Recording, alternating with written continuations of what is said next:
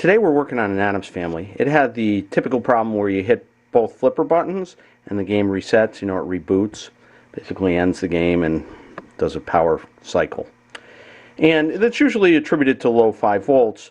So I took the power driver board out, and a lot of people will do the standard things. They'll replace the C5 capacitor, they'll replace the BR2 bridge rectifier, they'll replace this C4 cap, and always for good measure, you always want to replace C2, even though it has nothing to do with the 5 volts.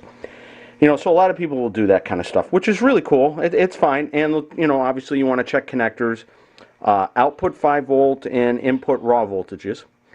But beyond that, sometimes you get ones that are just problem children, and they just refuse to, they will continually reboot.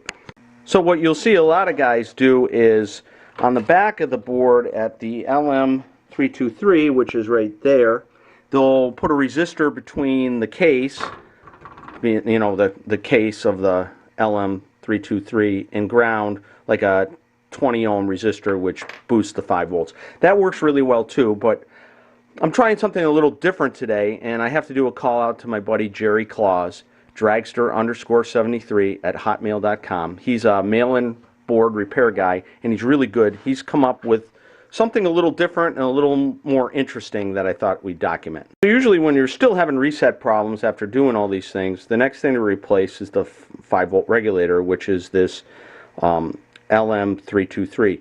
Now these are no longer available. As a matter of fact, they're kind of really hard to get at this point. And we all thought we were screwed, but then somebody came up with an alternative, and it's this little device. This is by EasySBC.com. It's called the PBU5. So what this is a direct replacement for the LM323. And as you can see, I've installed it. This is where this regulator originally was installed, right here. And I put this new little device in here. And so what's the advantage of this new little gig here?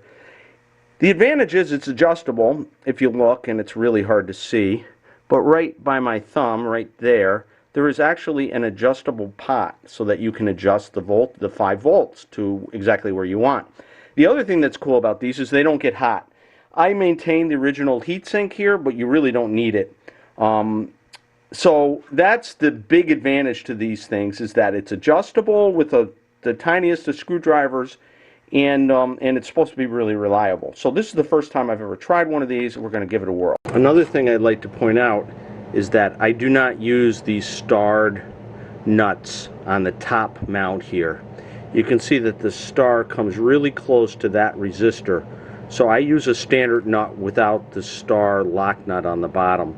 I think it's just safer. I don't want it touching or shorting this to the resistor, so I'll just use a standard nut there. Also, the film that's on the original 323, that's on the bottom of the original 323, I use it, but I guess you don't have to, but I use it between the replacement and the heatsink. Now the other thing I've done is install this little gadget right here, and you're probably wondering what that is. And what it is connected to the plus 5 volts. You can buy these on eBay. They are amazingly cheap. They are little, basically volt-ohm meters, and they're tiny little things. So here's a blue one. Notice this is known as a 3-wire one. This one only does a single place, and this is the 2-wire version that does 2 places. So you got a period in 2 places, where this one only has a period in 1 place. And you can buy these again on eBay. They're like $1. I mean, they are so cheap. They consume about the same energy as a number 44 light bulb, so they're not power hogs. And you can see on the back they've got some surface mount stuff.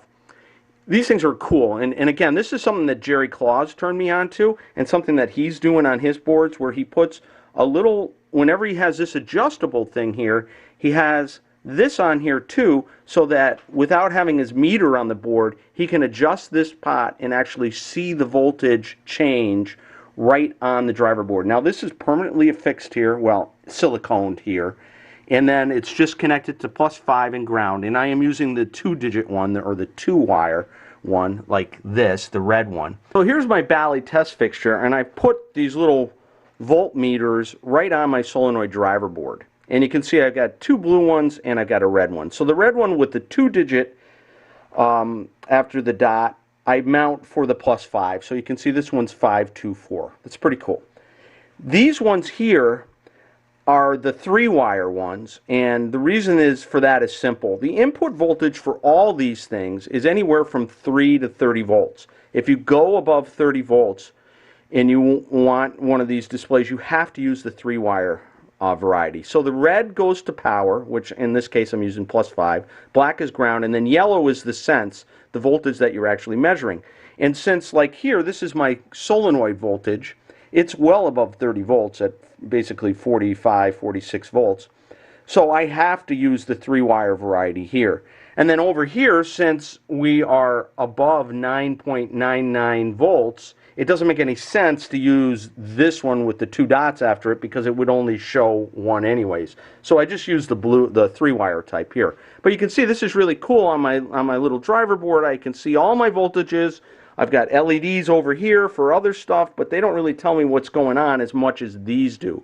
So I've been attaching these things to frickin' everything. I love these little doodads. At $1 each, they're really hard to deny. So here's another application. This happens to be my System 80 test fixture. Mount it right on the power supply. I have a 5-volt 2-digit variety, 5.2. And then on the wiring harness, I've actually installed one right on the wiring harness if I want to put a different power supply in. Obviously this stays with the power supply. And then also on the wiring harness, I've put the 3-wire blue one here so I can see my 65 or my 60 volts for the displays is there. And then that way I can put pretty much any power supply in here. See that I'm getting my voltage for my score displays and my 5 volts, which is really the 2 things you need that this power supply gives you for System 80s. And this really works. And like I said, I've been mounting these things on everything. I really love them. Here, Luna, I got to keep an eye on my voltage from my dog. She's at 9.4 volts. You know, you got to keep an eye on your dog to make sure that they're at the proper voltage.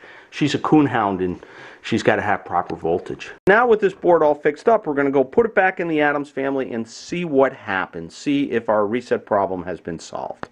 Okay, I have it installed in our Addams family. I have dialed in the voltage to 5.24, which this thing really works out awesome. Thanks, Jerry. No, the little pot on here, you're going to use the world's smallest screwdriver to adjust it. Don't adjust it with the power on unless you have a plastic screwdriver, because if you touch that to this metal, you will short it and it will reboot and scare the shit out of you. So just turn it off. Now I've got this at 524. That's where I like it, about 5.2, 5.18, somewhere in that range. And if I put it into test, I can operate both my flippers simultaneously. Game does not reset. And if you notice, watch the voltage when I hit the flippers. Look how it goes down. It varies between 5.25, 5.24 and 5.23. So if you always wonder what flippers did to the 5-volt rail, there is your perfect example of it. You can see how it goes down. So now we are good to go with our Addams. Resets fixed. Welcome, honored guest.